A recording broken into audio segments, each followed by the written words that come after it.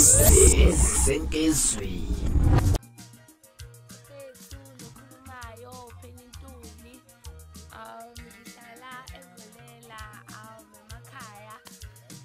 Ngiyangibona Instagram, TikTok, Facebook ngiyatholana khona. Ngiyabona ama-video ami guys. Mina-ke lo guys, mina nguPenny and guys sisazoqhubeka nani sikhulume.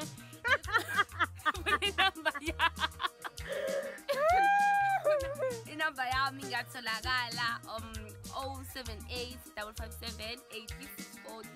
So guys ngiyatholakala enkundleni zokuxhumana uPenny Ntuli njengoba sengishilo. Guys izotholakala bambi. Sanibonani guys, nanguPenny Ntuli. Guys, ngibuyile kusemandleni. Cela ukuthi ningangixwayile. Kodwa ngifuna ukungixoxela isigaxa sendaba. Guys, mina ngenza ivideo ngoba ngithi ngilinganisele i-role model yami and uPenny Ntuli ngimthanda kakhulu ngibukela kuyena. Kodwa ke seninginikeze ugqozi nofuqufuqu nalokuthanda ningikhombise lona. Niyangenza guys. Ngibonga kakhulu and ke iyeze account yami entsha ethi Penny Ntuli from Team. Guys ngicela ukuthi ningifollowe, ninginikeze lolu thando guys. Ngibe ngisathengisa izibe ivideo ithi ngila. Ngibe ngisangena ku-TikTok ama-notification omzala mengitag. Hayibo. Ngithi ngisathi kusanjalo. Jiki sekhona upart 2. Hayibo kwaze kwashesha bo. Intinyuka bawala it. Ngibe ngisathenga izibe ithi ngila nginaka. But wena sisiPenny ifana nebrand yakho ke lento eyenzakalile sengibonile. Into othuthu uyayiziba ithi ngila nginaka sengifikile uyabo. And I respect you for that. But sisiPenny ngithi angisho ukuthi ngikho happy ngendlela owenze ngayo ukuthi ungayihloniphi ibrand yakho yabo.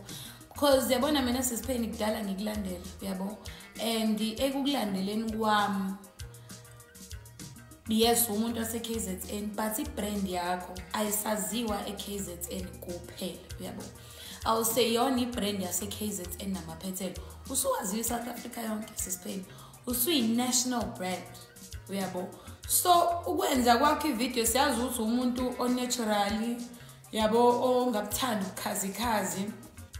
But ngithi angisho sisiPenny ukuthi angeneme ngokuthi wenza ivideo ushanga Snoop.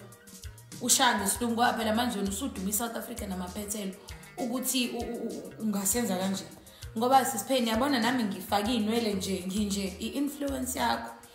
Mina sisiPenny ekulandeleni kwami uke waveza last year ukuthi uzoba inxusa lento ethi brand ambassador. Ukwaveza last year ukuthi uzoba inxusa le yipi le brand osensana na iDon Hair Studio. Uke waveza ukuthi uzoba ibrand ambassador yeDon Hair Studio.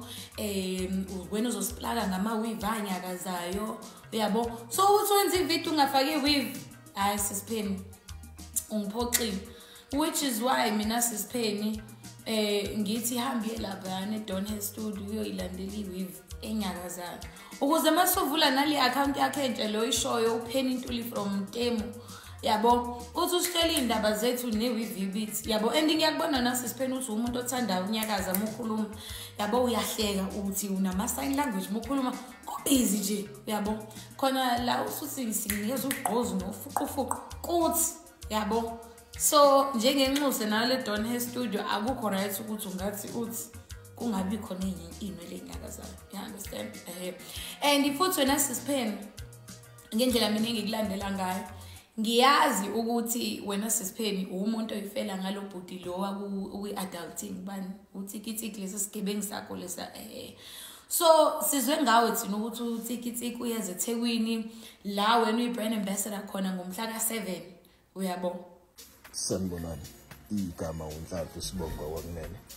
Firstly, I'd like to wish a happy Women's Month kubabonke abantu besifazane. Don Hair Studio in Durban has invited me ukuthi ngizokwenza meet and greet nababonke abantu besifazane abathenge inwele ngenyanga yabantu besifazane. Cela sihlangane ke nge-7 September eThekwini. Siyabonga. Uyabona ke sisiPenny, so akwazi ukuthi kungathi kuza abantu abakhulu kangaka ushaya ngeSnoop. Asisho ukuthi siyazi ukuthi umuntu onatural umuhlu nje. But siyakwazi ukuthi masuphuma yabo uswenka ufaka inwele you never go wrong umuntu okhipha unyawo lapho so Sisipheni mina nguwena wena women uyabo so sithembe wena national brand uyabo so listen, I saw your video. I can't wait to see you. Please do make sure to make your way Gomhlaga 7 because there's going to be a grand opening and I want to see you there, all right? I'm going to buy you hair so you can look nice. Khohlela abantu abakhuluma kabi ngiyabonile ama video akhe landelana ngawabona nama comments khona amanye angiphazamisile umoya because yabo wadu umuntu oyijokelayo ukhulumela mnandi but because ifike kumina that's all that matters. Omunye umuntu ade khuluma into negative sithando sami ukhohlo yena mina nawe sobonana yes yini okunye